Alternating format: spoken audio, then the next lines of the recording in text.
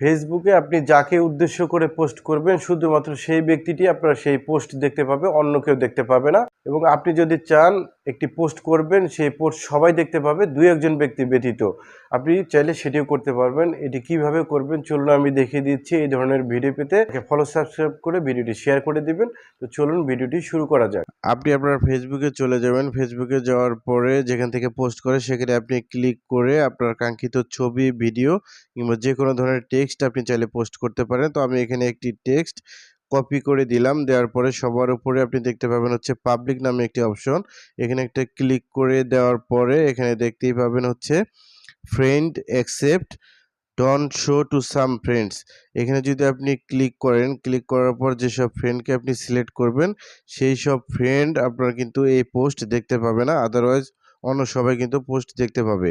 তো এখানে সিলেক্ট করে দেওয়ার পর সবার নিচে ডান বাটনে একটা ক্লিক করে দিয়ে আপনি পোস্ট করে দিলেই হয়ে যাবে।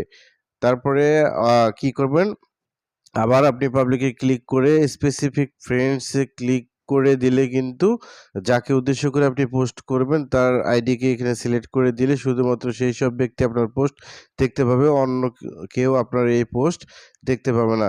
এইভাবে পোস্ট আপনি করতে পারবেন। ভালো থাকবেন সবাই।